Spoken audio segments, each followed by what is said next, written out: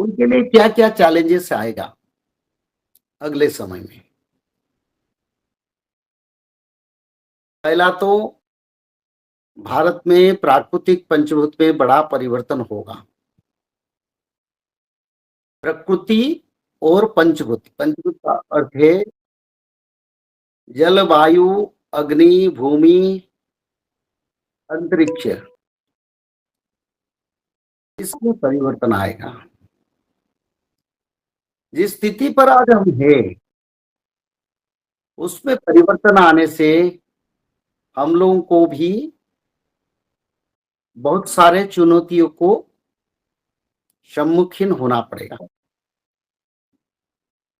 कहीं बारिश जनित बड़े बड़े फ्लड होगा, कहीं विदाउट एनी कज अग्निदेव का प्रकोप देखेंगे, जंगलों में देखेंगे, घर में देखेंगे, इंडस्ट्रीज में देखेंगे, बड़े बड़े जनवसति में भी देखेंगे। कहीं समुन्द्र में उथल पुथल होगा, बहुत सारे साइक्लोन, टाइफोन, चक्रवात, तूफान जैसी स्थिति भी आगे बढ़ता जाएगा। अंतरिक्ष में भी परिवर्तन होगा, ग्रह नक्षत्रों में भी परिवर्तन होगा। ये एक परिवर्तन का समय की ओर हम जा रहे हैं। कुछ मनुष्य का विचारधारा है ताकि ये समय टल जाएगा और आगे अच्छा समय आएगा। अच्छा समय तो आएगा, इसमें कोई परिवर्तन नहीं है, पर उसी बीच में हम लोगों को कई सारे चुनौतियों को सामना करना पड़ेगा। जैसे मैं बोला, प्रकृति और पंचभूत में बड़ा परिवर्तन होगा। भारत की कई कई क्षेत्र पर अतिवृष्टि और हीन वृष्टि के कारण सारे एग्रीकल्चर को नष्ट करेगा। ये सिर्फ ये मौसमी एग्रीकल्चर का धान गेहूं का मैं विचार नहीं करता हूं। फल मूल से शुरू करके, साग सब्जी से शुरू करके, अनाज में जो प्रोडक्शन है वो प्रोडक्शन के ऊपर बड़ा बाधा आएगा। दूसरा क्या होगा? दूसरा ये होगा, भारत में शासन और राजनीति में आपस में लड़ाई बढ़ता जाएगा और ये लड़ाई ऐसे होगा जिस लड़ाई में भारत की जो विदेश नीति, वर्तमान नीति, देश नीति के ऊपर प्रभाव पड़ेगा। और राजनीतिक स्तर पर परिवर्तन के कारण देश में रहने वाले शासकों को बहुत सारे चुनौतियों का सम्मुखीन होना पड़ेगा। पर सबसे बड़ा बात है, इस समय आध्यात्मिक परिवर्तन भी भारत में होगा। आध्यात्मिक परिवर्तन के कारण मनुष्य लोग धर्म की ओर गमन करेंगे,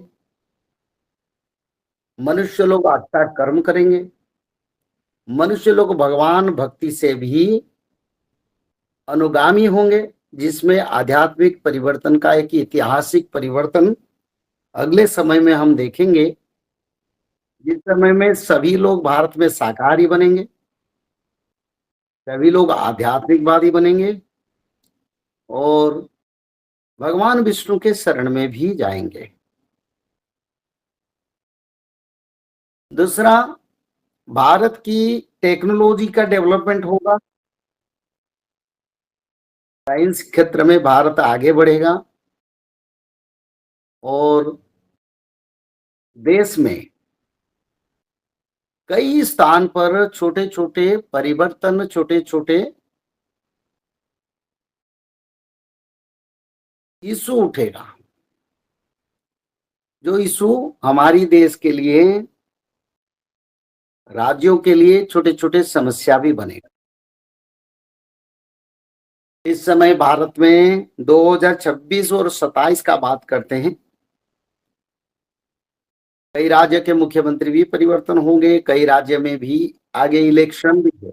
जय श्री माधव। जल प्रलय, महामारी और भूकंप, अग्नि प्रलय, वर्ल्ड वार 3 और महाविनाश, ये तो एक दिन होना ही है। लेकिन इस सब से आप बच कैसे सकते हैं? सबसे पहले नॉनवेज खाना छोड़ दीजिए, अंडा भी नहीं खाना है, और किसी भी तरह का नशा मत करिए, और गलत काम मत कीजिए, और सत्य, प्रेम, दया, क्षमा और शांति का आचरण कीजिए। और 3 चीज कीजिए, उसमें से सबसे पहला है त्रिकाल संध्या यानी त्रिसंध्या। उसको दिन में 3 बार करते हैं। जैसे सुबह में करते हैं ब्रह्म मुहूर्त में, सुबह 4 बजे से लेकर के 6 बजे के बीच में आप कभी भी कर सकते हैं। लेकिन आपको समय नहीं मिला तो समय आप आगे पीछे कर सकते हैं, आधा घंटा 1 घंटा पीछे कर सकते हैं। दोपहर में 11:30 बजे से लेकर के दिन का 1 बजे तक कर सकते हैं, उसके बीच में शाम को 5 बजे से लेकर के 6:30 बजे तक कर सकते हैं। दिन भर में 1 बार नहा के त्रिकाल संध्या जरूर करें। बाकी समय आप हाथ पैर मुंह धोकर भी कर सकते हैं, और 3 बार आप श्री गंगे बोल करके स्टार्ट कर सकते हैं। जो दूसरा उपाय है वो है श्रीमद् भागवत महापुराण पठन। दिन में 1 अध्याय जरूर पढ़ें, दिन भर में 1 अध्याय जरूर पढ़ें। वो भी ना हो सके तो 1 पन्ना तो जरूर पढ़ें। अगर उतना भी समय नहीं है तो 1 श्लोक जरूर पढ़ें। तीसरा उपाय, माधव नाम का जप करें, निरंतर करें, कोई भी काम करते हुए करें, हमेशा माधव नाम का जप करें। त्रिसंध्या का पीडीएफ, श्रीमद् भागवत महापुराण का पीडीएफ और भविष्य मल्लिका का फ्री ई बुक भविष्य मल्लिका पुराण, ये सब आपको डिस्क्रिप्शन बॉक्स में मिल जाएगा। भविष्य मल्लिका के बारे में अधिक जानकारी के लिए आप भविष्य मल्लिका के वेबसाइट पर संपर्क कर सकते हैं, भविष्यमल्लिका.com। और अधिक जानकारी के लिए भी कल्कि अवतार ऑफिशियल चैनल को देख सकते हैं, जहां पर मल्लिका के बारे में खुलकर बातें रखी गई है, जहां पर आप लगभग 1000 जितना वीडियो आपको देखने को मिल जाएगा। और भी आपको अधिक जानकारी जानना है त्रिसंध्या के बारे में और कोई आपको सवाल है तो नीचे दिए गए नंबरों पर आप संपर्क कर सकते हैं।